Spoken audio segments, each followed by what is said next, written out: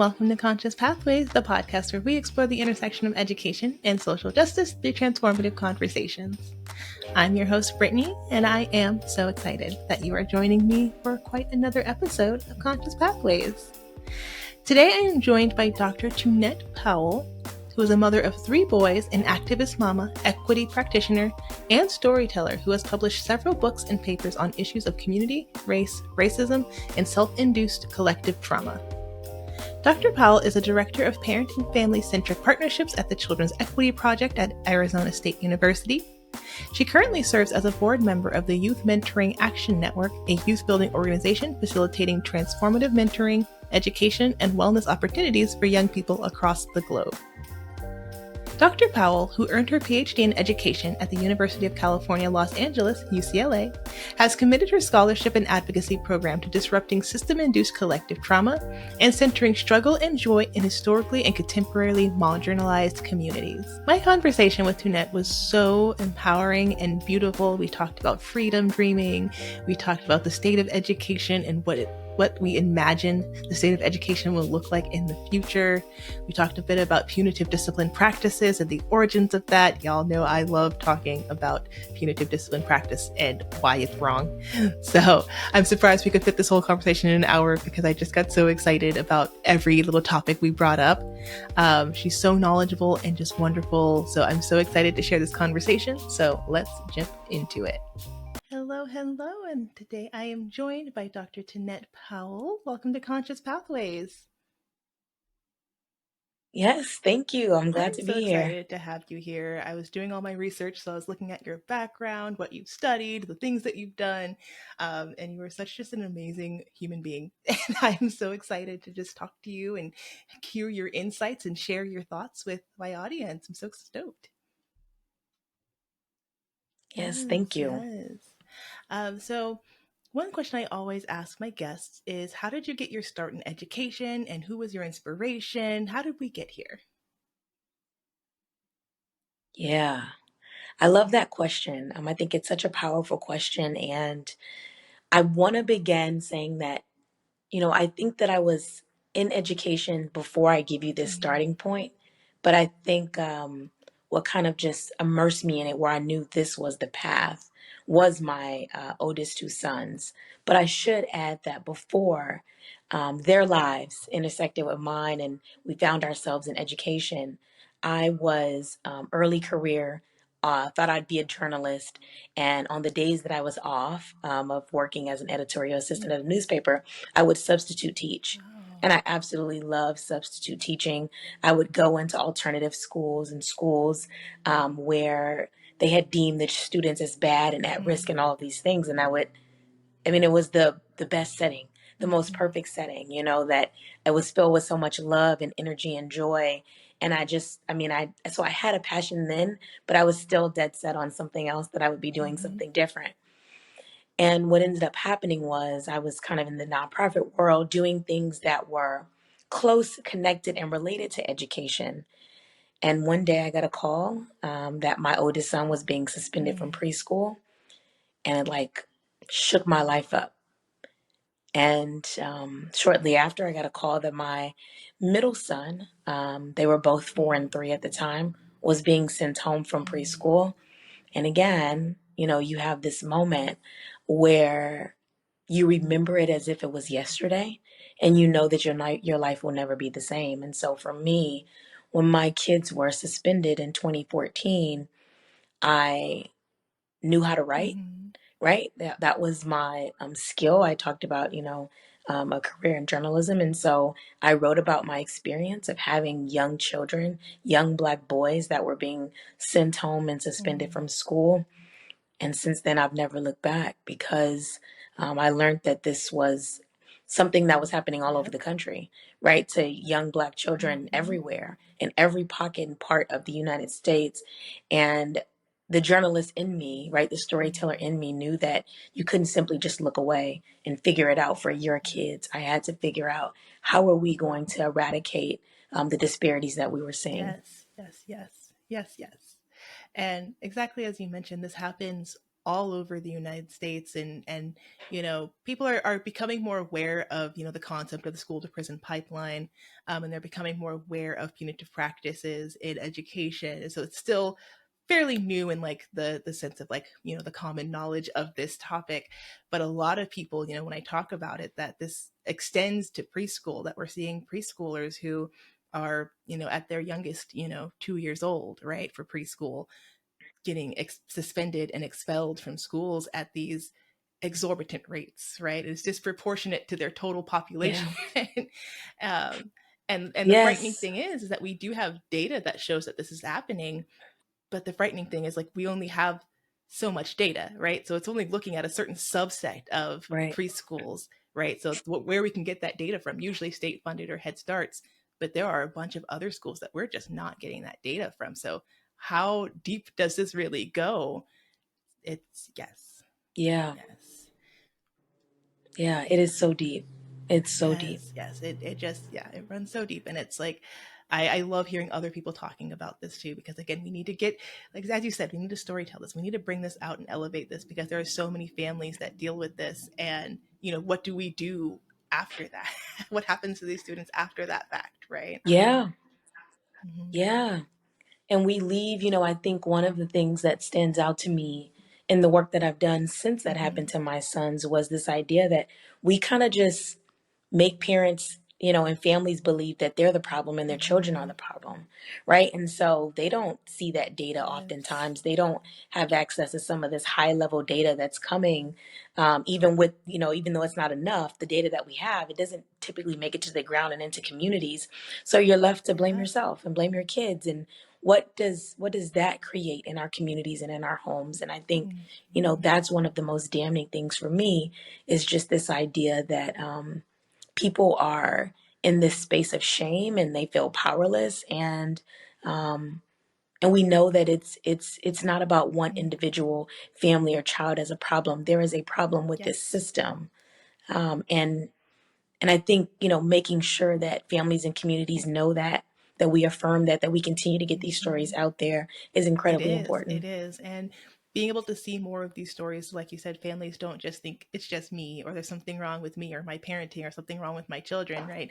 That this is so much wider, so much bigger, right, than that. And it's systemic, it's historical. Like these things go far beyond, our right now. So I always talk about ecological systems theory, and how people sometimes they'll leave off the chrono system, like that largest little layer on the outside, how like time affects the individual and their development. And I'm like, no, no, no, no, no, don't you leave off that time. We need to be That's looking right. at what happened in our Yeah, past, because it's going to influence what's happening in our right now and what's happening in our future. So don't leave off our chrono system. that's Yes, right. yes, yes. Yeah. And how are your boys now? I know, they've gotten older, and you've been working, and you've been, using your activism and using your storytelling, where are they now? How are they doing? Yes, they Yay. are well. I should say that now there's three. So there were two, and Oh. now there are three. And my oldest is 14 Mm. now. And so, this is 10 Wow. years since he was suspended Mm-hmm. from preschool. And my middle son, he'll be 13 very Wow. soon. So again, we're coming up on 10 years Mm-hmm. for both of them since this happened. And my youngest son is 9. And they're doing well. They are thriving and flourishing. It took a Mm-hmm. lot of work. I would say that the impact of what we experienced Mm-hmm. still resonates and echoes within my Yes. body, and it's something that I actively have to work on because I think that my sons were so young that I tried to really shield Mm. them, and in a lot of the research that I've done with families have done that same thing where you want to shield your Mm-hmm. kids as much as you can. I had a parent tell me one time that when her child was sent home from a preschool program, she lied to Mm-hmm. him, right? And said, you weren't sent home. We're going on a vacation. We're having a day off. And she just, dealt with all of the aftermath and all of the trauma that Mm. comes from that experience. And I think I tried to take a similar journey for my own kids. Yeah. Now, right, since so much media and so much conversation and work has been happening, my kids, obviously are aware of what happened and Mm-hmm. remember to some degree, especially my 4 year old, what happened. He is much more conscious because he was 4 and he would turn 5 a few months later. So his memory was just a lot better and brain a lot more developed than that of my 3 year old who had just turned 3 years Mm-hmm. old when this happened. So, but they're Yes. good, right? Like they get to experience so much joy, a lot of joy that when I was a young person, I Mm-hmm. didn't get to always experience. I was also suspended from preschool Wow. and expelled from preschool. So I just think about how different their lives were, which is a testament, I believe, to, some of the work that Mm-hmm. has been done. When I was a young person, my mother didn't, there was no data being released. There weren't a lot of people that were in the media speaking about these Mm-hmm. issues. So she was just kind of left to her own to try to figure out what to do. And she did the best she could, but she had no support or resources. And so I look now where, I've been able to really try to push and advocate for my kids Mm-hmm. and for other kids all over the country. And that has had a very powerful impact on their lives. And so they have not been suspended Mm-hmm. since preschool. So since the year 2014, no Wow. suspension. And so I'm very, very thankful for that. And I also recognize that, again, it's not enough for my boys to only experience this joy and this full life that they've been able to live since Mm-hmm. then.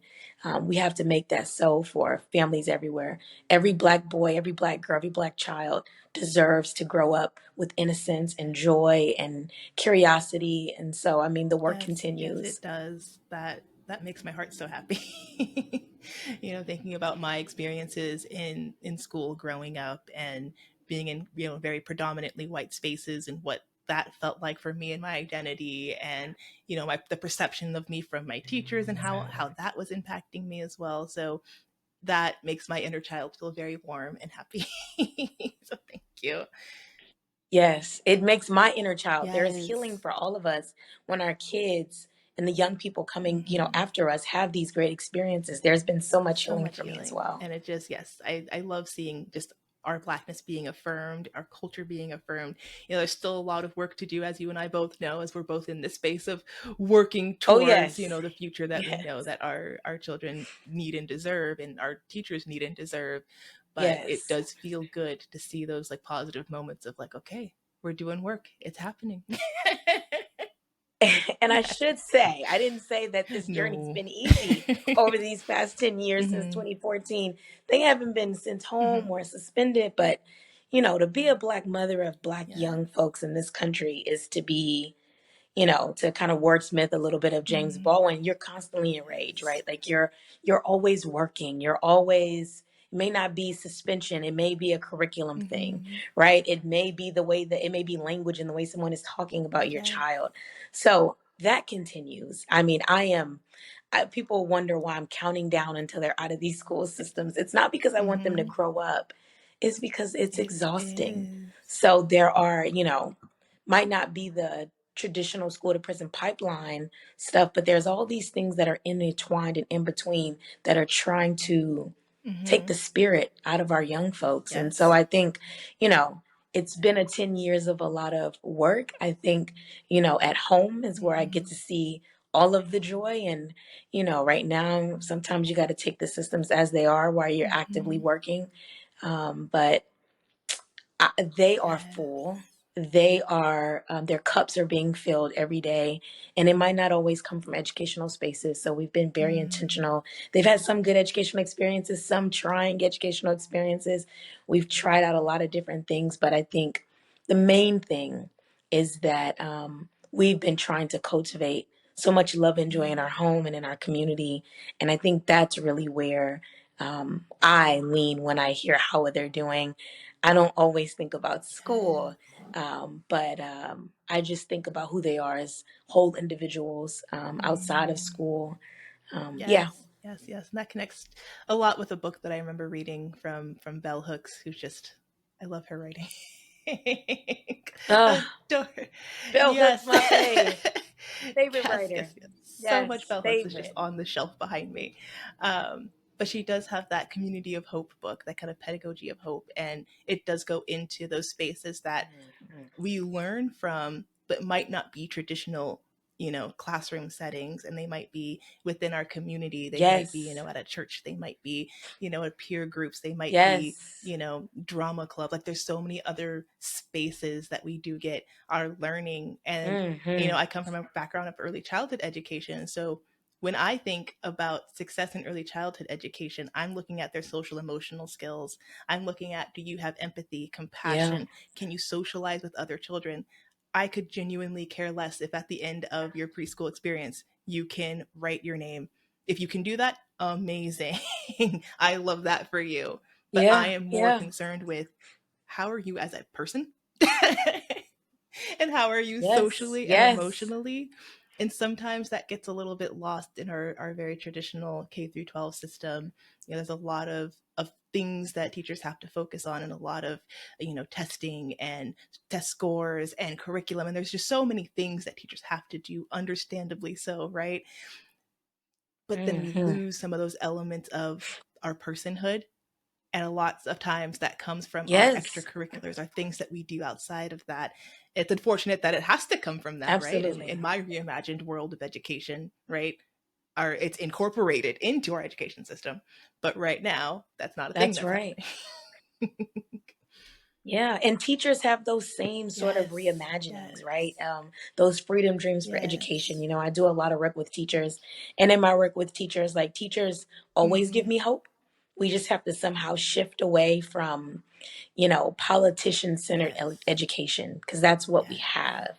And if we shift away from that and get closer to the Mm-hmm. young people, who the teachers are Yes. closer to, right? They're being forced to do things that go against who they are. Mm-hmm. I think that we can have that. And I think we ought to be working toward that because our kids deserve that. But also the adults who have, given themselves in this way to be of service to young people, they deserve those type of schools Yes, too. yes. I think, when I spoke with Tanisha Jones on this podcast, she said something that really just impacted me so deeply into my core, that it's not, teachers aren't just experiencing burnout, they're experiencing this moral kind of degradation, right? And so there's things that they have Mm, to do that are outside of their moral obligations, things that they feel like, this doesn't feel right, and how yes. that leads to people leaving the field. We have this mass exodus in education, well, probably because of that moral kind of degradation of what they know and believe in their heart and souls for education to be, and they don't have the space to cultivate that, right? And so, what do you do in that situation? You can either stay in it and eventually lead yourself into this really deep dark burnout, or you leave. And we're losing so many amazing educators Yeah, who are passionate, who are creative, who have these really great ideas for what education looks like, and we're not giving them the space to do that. And so it's really that's upsetting to right. see. I've seen so many educators, in my life that I've worked with, that I've, looked up to, who either, especially after 2020, retired, left the field, or off doing other things, like just got so Yeah, burnt out that they can't continue. It's hard. it It's is. It's hard. hard. I want to connect back to something that you mentioned previously. You said something about freedom dreams. Do you want to explain that a little bit to the Yeah. audience? And yeah, Yeah, absolutely. Absolutely. I am a freedom yes. dreamer. I am thankful that Robin Mm, Kelly, who is a professor at UCLA, had who is the first that I know to mm, coin that term. And he really, he has a book where he really looked at the mm, freedom dreams of enslaved Black people. And it was this idea that they didn't just come together around struggle, which we mm, absolutely know that they did, but they also came together around, joy and opportunities to freedom dream of something more than their current mm, state. And I think that that's a powerful message for us right now, right? We are in a strange and odd time in our society where there are laws mm, being passed that could be more anti-Black than what we've seen during periods of time that, Dr. Kelly mm, was referencing. And so I think the ability to be able to freedom dream, to come together knowing that, yes, we have a struggle in mhm, front of us, but there is also opportunities for us to reimagine something more. And he has this quote in his book that I absolutely love. And he says, without new visions, we don't know what to build, only what to tear mm, down. And so freedom dreaming almost as this act of resistance and this act that moves and shifts us closer to Mm. liberation is just really powerful and important. And so I try to spend as much time as I can not only naming, critiquing, and fighting against a lot of the injustices and inequities that we see Mm. in society. I actively have to make time to reimagine and freedom dream about what I want, about Yes. what we want. And so I just think it's a powerful Mm. practice. And I encourage people to, you know, center your freedom dreams. Yes, yes. And what I love most about that is that it one acknowledges that we do have a struggle directly in front of us, right? And I think that's important for us to acknowledge, especially for those who are actively being, impacted by the struggle. And it's important for us to acknowledge that I see Yeah, that. And it's also giving a framework for hope, right? It's giving this framework for, okay, yeah, harm is being done, and what do we do now? How do we get out of it? And giving you that you're actively a part of this, right? So many beautiful things about that, and I want to read this book now. Yes, yes. yes. Yeah, freedom dreams is, it, I mean, everything about it. And I just think it's Mm, important. And like I said, this act of yes, resistance, this act of yes. liberation, like to just know, the freedom that we desire is not what we currently Mm. have. But how do we begin to reimagine what that looks like? I think it's a It powerful is such a practice. powerful practice, and it really does get us thinking, and it gets our communities thinking, and it gets us actively involved and actively engaged in what the future of that looks like, and how empowering that feels, and how liberating that feels to think about it and see those action steps and make those plans of like, okay, here's the problem, here's where we want to be, now how do we get there? And providing Yeah. those steps is so so important. So I love that idea, and I love bringing that into schools. I love doing that with children. I love just doing that with teachers. Like, that is such a beautiful practice to bring Yes. in. Yes. And so, speaking of acknowledging, the issues within education, I know we talked about the school to prison pipeline and punitive discipline practices, which are pretty big concepts, right? And the harm that causes. But what do you think, kind of within that realm, are some of like the biggest challenges facing education today? Yeah. Um, well, I think there are a number of things, that are creating issues in education, and some of that is Mm, historical. Um, and so I'll name off a couple, but it's not exhaustive. I just want to yes. start by saying it's not exhaustive. I feel like we could take the entire Mm-hmm. session. We know that only about 6% of all teachers Mm, are Black teachers. And I think that desegregation, which we hoped it would be integration, but it was just a form of mm-hmm. desegregation. I still feel like we are kind of dealing with the residue of Yes. desegregation and the failed Yeah. promises of desegregation. So we lost anywhere between 30,000 and 50,000 Black Mm, teachers and Black educators during that time. And I think, that's been a very, very tough thing for us, that we talk about wanting to bring more in the mm, field, but I don't think we talk enough about what we lost. So not just the physical presence of someone Black in mm, a space and not just mm-hmm. representation, but we lost pedagogy, right? We lost curriculum and Yes. instruction, right? Like we lost innovation, Mhm. right? And creativity. We lost, ways of being and knowing that just could be so central to education that we see Yes. right now. I also think, we live in a testing culture Mm, in society. And I think that that is a really big thing because, and I think it's connected to some of the things we see with mhm, behavior, because there's so much pressure on a child to sit mm, still, right? To be able to learn this thing so that eventually they take this test, do well, and schools will not be mm, blamed, right? Schools will not, like, so there's just this control, compliance sort of yes. culture. And I think that there's testing at the root of it. I think that we have mixed bag of politicians who may not believe in public Yep. education, right? Like as a Mhm, right. And I think and I'm jumping around a bit, but it makes me think about the purpose of mm, school.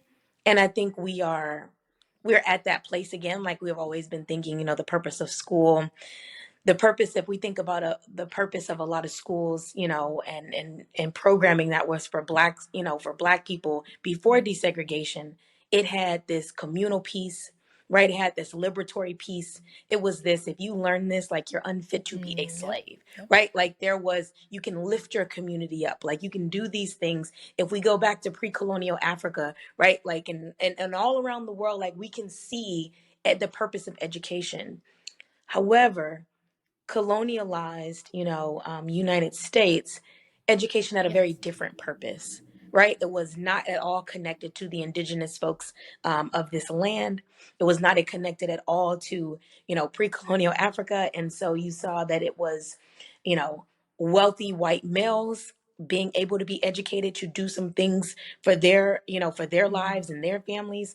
And everybody else, it was almost like, let's assimilate. Let's take everything away from them, strip them of what they know. Let's Mm-hmm. program them so that they can then work for us. Right. And I think we haven't undone Mm-hmm. that yet, where, school is a lot of times still about assimilation.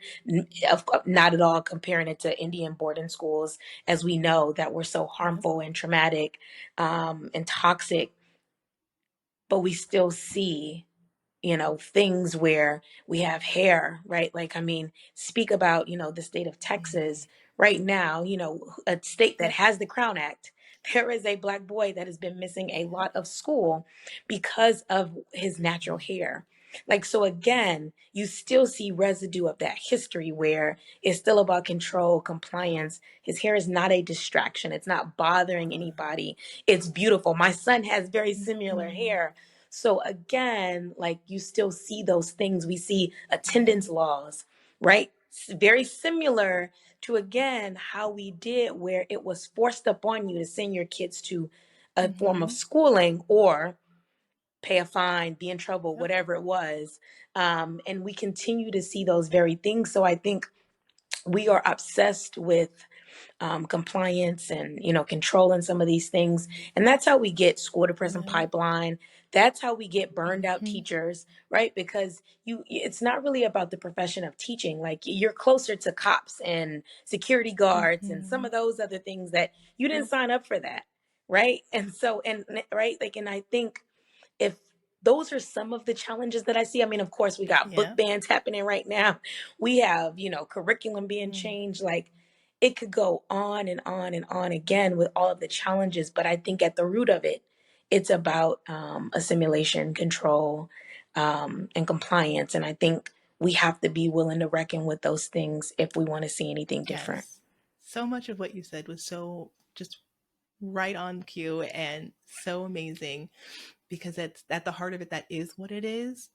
And the harm that that creates because we are, you know, shutting people down. We're shutting down those thoughts. We're focusing too much on compliance. We're focusing too much on these very traditional ideas about discipline. Or if I need you to listen to me, then I need to make you do this, or I need to do these kind of steps to make you listen to me. When that hasn't worked, it hasn't been working, and it'll continue to not work, right? And so that's why we have, like you Yeah. said, these ideas of the school to prison pipeline. Is that, well, I'm going to make you sit down and I'm going to make you listen and I'm going to make you learn and I'm going to make you do this. And obviously that doesn't work for a majority of people, right? This kind of scare tactics, they don't work for a majority of people, and they don't actually get us to learn. They don't actually get us to connect. They don't actually get us to develop empathy and compassion and care for No. one another. It actually divides us more. And so we think more punitive, we have to get more punitive, right? And so we've been seeing that shift over the Right. last couple of years after, we had No Child Left Behind. And although the Yep. intentions of that were somewhat positive, the impact of that was just disastrous for education. And we Yeah. continue to see the impact of No Child Left Behind today. And we see that, we're getting more Yep. punitive, more punitive, more punitive. And that pushes students until you get them into this kind of prison industrial complex, right? And Yep. by, isolating people and by pushing them away and by doing that, that does not get us to the goals that we actually want to have. That doesn't actually deter behavior, right? That doesn't actually solve any issues whatsoever. It just causes more issues, and then we dig ourselves a deeper hole.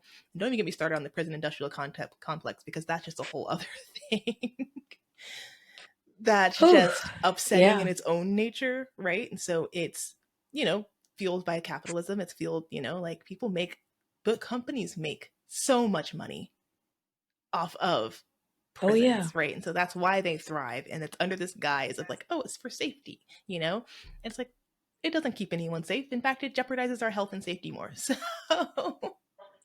and like we have the data, Yeah. we have the numbers to show that, right? Not only do we have people telling us this from their own lived experience of what's happening, but no one wants to listen to that.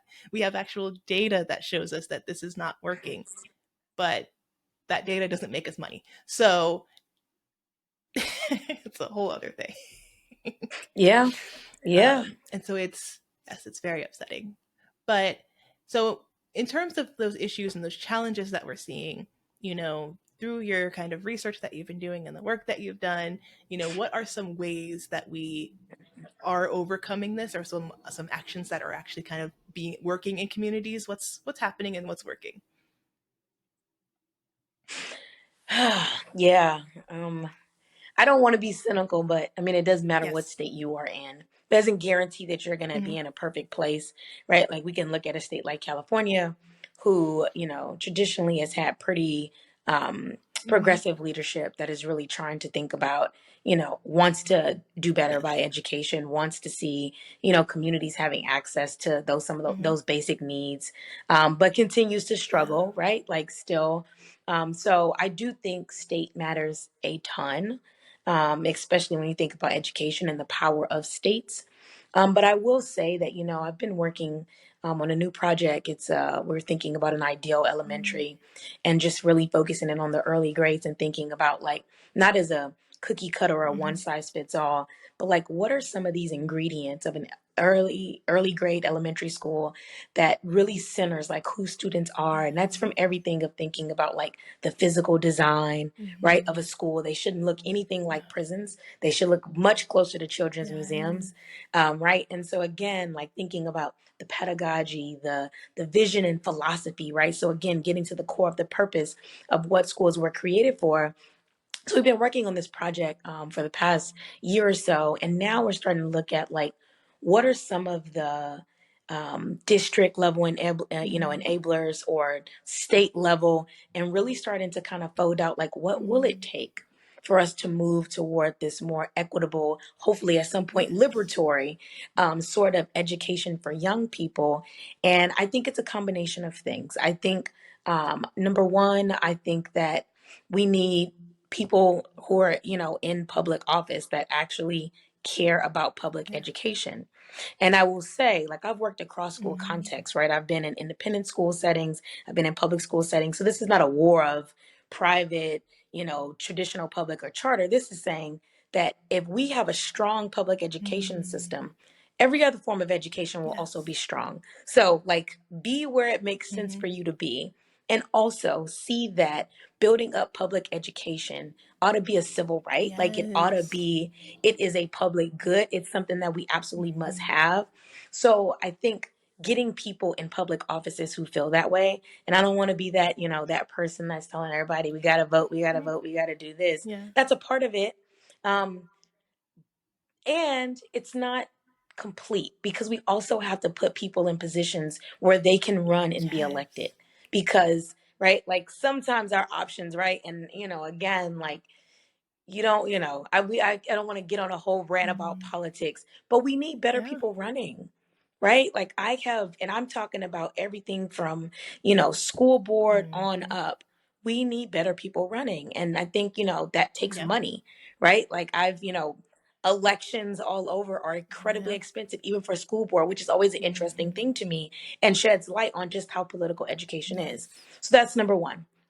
I will also say to me, the most important role that I've seen in education is that of the Mm-hmm. principal. Right? It is absolutely essential, important. You can find a lot of good teachers in this country. There are some phenomenal teachers. You will not find nearly as many good principals. Like it is Mm-hmm. hard. It is complicated, right? Because you have all of these, you're trying to be Yep. student centered.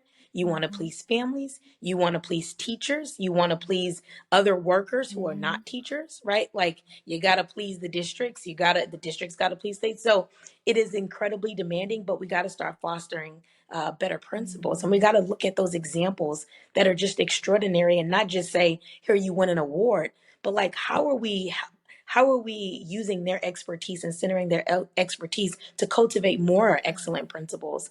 And so I think about that a lot. I was working with several schools in Los Angeles, California, and there was one principal who, Dr. Davis, was phenomenal. She was at Baldwin Hills in Los Angeles for a very long time. The best principal I've ever seen in my life. And I've been all over the country, literally to date, the best principal I've ever seen in my entire life. Everybody should know that name. Yes. Right? She should be so overwhelmed because she figured it out, Mm-hmm. right? And figured it out in a part of LA where they didn't have access to every single thing, right? They weren't just overwhelmed in wealth Mm-hmm. and money, right? A Title I school, she figured it out. We ought to figure out like how we center that expertise. And I know she's not the only one, but as an Mm-hmm. example. So I do feel like one of the most important things that we can do is to lift up the good examples, not to pat them on the back. We should give people Yep. their flowers, but to say, hey, let's bring everybody together and start thinking about what is allowing this success. We don't do that. Districts Mm-hmm. don't do that, right? Like, I mean, we drop the ball oftentimes, and we'll celebrate those that are doing good, and we'll shake our head and point our fingers at the at schools that are not Mm-hmm. where we say they ought to be, quote unquote. But it's like, how are we really centering the good examples and creating collaboration Mm-hmm. across amongst schools and districts? I think that's a powerful opportunity, and I think that the last thing that I would say is that, which I think is very powerful, that parents and teachers and families and teachers need to come together and form an Yes. alliance. I think that folks who don't want public education and who are divisive when it comes to public education have been really good at creating division between teachers and parents. Mm. I think that there's obviously a history there, and that history is very racial and racialized. So I won't get extremely political with it. I think that teachers unions in the past have dropped the ball on what that looks like, and I think that there's an opportunity for parents and and practitioners on the ground, our teachers, to say, like, if we came together with our Mm. voices, there's so much power and movement in that. And I think that has to be the way forward. That it has to be, let's figure this out, which means we may have to deal with some tension, right? That's present, some Yes. history that continues to echo, right? And, today. But I think that, to me, that's the way forward. It's the only way forward. Young people at the center of that as well. Like, there are young people who have been on fire. We've seen that, especially in recent years, last 10 years, with different protests and movements of young people really stepping up and speaking up. And I feel like it's time for adults to get behind Mm. that leadership. We've done Yep. enough. We've made a Yep. mess, but young people are where I find the most inspiration, um, and the most consciousness, Yes. right? And so it's time for us to like follow that Mm-hmm. lead, and get behind each other. But it's not going to be easy, right? Like education, you got to think about, how long we've had a system like this. So it's not something that I think, we'll do overnight. It may, but I think at the same time, we can't continue to do the same thing and expect a different Mm. result. So I definitely think that there is power in numbers, and there's power with the Yes. people. I hope that we can see that and not just sit on the sidelines, but get off the porch, actively into the streets. And that even if it needs to be like community, fundraising for folks to be able to run, we need better Yes. people, right? Like we absolutely must have better people, because if we look at how marginalization is maintained and enforced, that's Yep. through policy, right? It's through lots of policy and laws that are being made and passed every Mm. single day. And so I think we are going to have very different energy in some of these high positions. Yes. Yes. Yes. Yes. I love the aspect that you mentioned about community, teachers and educators and parents and students, right? Forming that community together. Because in a lot of ways, we're all in this together. We're all, going through the system, which is, working the exact way that it was supposed to be designed. So it's designed to be Yeah. this way. It's designed to have that barrier of entry for some of these like kind of higher level positions, higher level policy positions. And it's designed that way on purpose.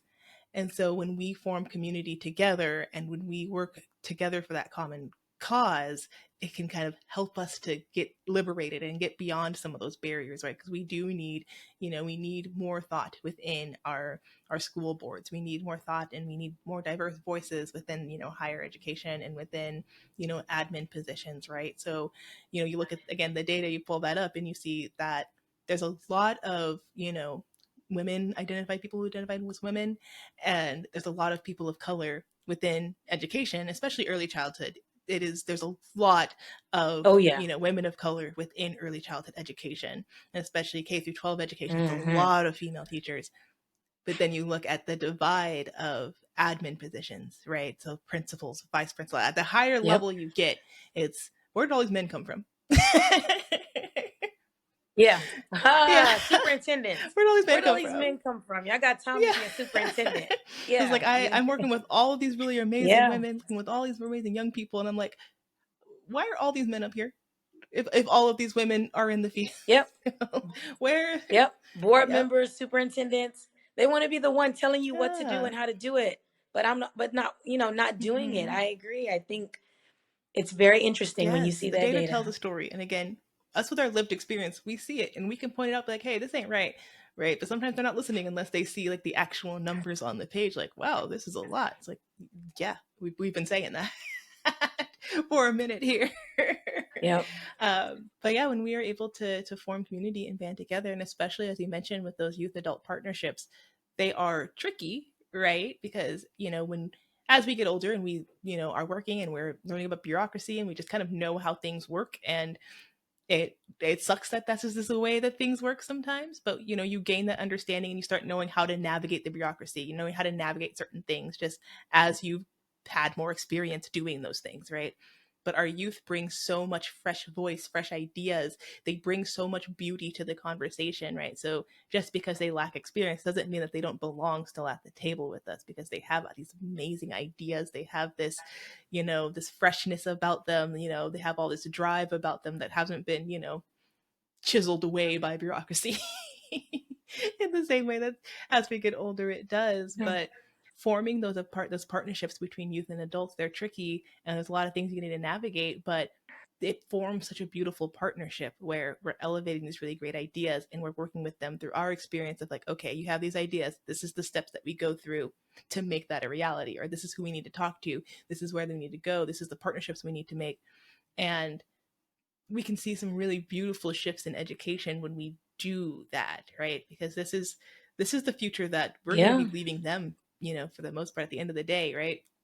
They're the ones who are going to have to deal with the mess that we've made and that we're leaving them. So why should they not have a say in how we mitigate these issues and how we solve these issues and how we make the I world a better agree. place for Yeah. future generations to continue to come up through? Yeah. And I think, we should look for good Yeah, examples for yeah. that. I know the Youth Mentoring Action Network, they have a phenomenal model for how they follow the Hmm. lead of young people, right? There are absolutely good models of everything that we want to do around us if we are um, humble enough, open enough, Hmm. thoughtful enough, and intentional enough to Yep, make it happen. exactly. 100%. We can do it, but there needs to be intention and thoughtfulness to it. Yes, we can. Um, I know you kind of already talked about this, but how do you reimagine the education system? Yeah. How do I reimagine the education system? Gosh, I love the question. And I think, just I first think about the Mhm. philosophy, right, of education, just like, why are we Mm, coming together? And I think, and there's a lot of layers on how education looks. So I didn't even talk about yep. childcare and all of these things, right, that contribute to how we think Hmm. about education. But I would think about joy is at the root of Mm, it. So a philosophy of like kids having spaces where they can be in community with each other, um, to learn. And it's not this individualized, like, where you're on this journey for yourself so that Yep. you can go to college, right? Do we care about who you become after you're 18? Absolutely. Mhm. We absolutely do. But we also care who our communities become Yeah. after you're 18, right? Who our Mm-hmm. communities are right now. And so I think this combination, which pulls from, a lot of Black education, this idea that yes, there's an individual piece, but there's also this communal piece. So we come together to learn and grow, to continue to build and flourish our Mm-hmm. communities. And so I think an education philosophy where that's at the root of it, that we are doing this not only for ourselves, but for each Mm-hmm. other, right? Our community, our local communities, and our global communities, right? So I think something like that just at the root of it. And I would say, and we do that through play, right? And I think about accessible play so that, it doesn't just have to be this ableist view of play, but play that is centered on what that means for each child and community. I think about where there's a lot more flexibility in school.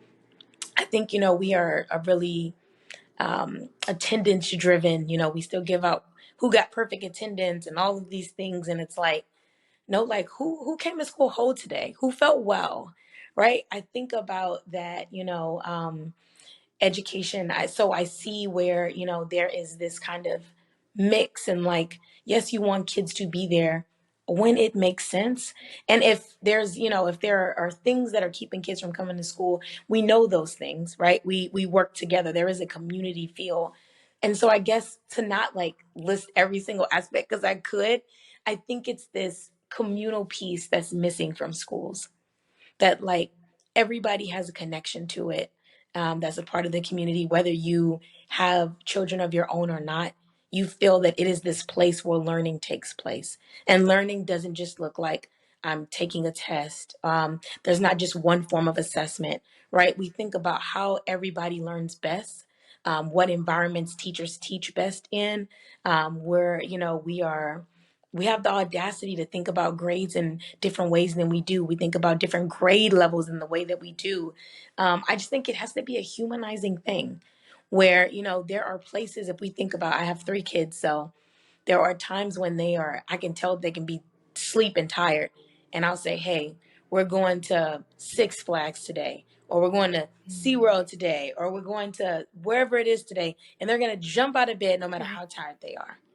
I dream of schools that when I say we're going to school today, they jump up Yes. that way, right? Because it's fun.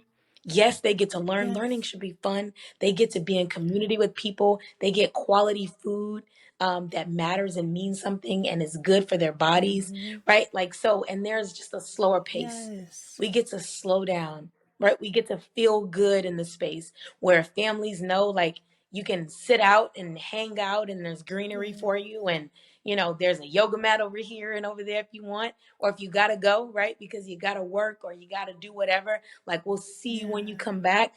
But I just think of this flow and this ease and this communal aspect of Mm-hmm. education. I mean, that's how I reimagine it, Yes. honestly. And I want that so I want that. badly. That feels so holistic. That feels so welcoming and inviting and warm and comforting. Like I want education to feel exactly as you have listed that out. I want every day to feel like that, honestly. Yes. And speaking of bell hooks, and you mentioned one of her books, but she also talks about those kind of spaces in her book Mm, Yearning. And it was that idea, like she talks about home places that, it was, and they didn't always have the resources, but it was that knowing you were going into this space where you were going to be mm. humanized and, loved on, affirmed. Like, how can we create educational spaces like Yes. that? Yes. Love that. Love a good circle back to bell hooks. She's fantastic. Yeah. Thank you so much for joining me. Where can my audience find you if they want to connect with you, if they want to see what you're up to? Yes, no, I have a website. It's just Mm, tunettepowell.com. I try to stay as active as I can on Instagram.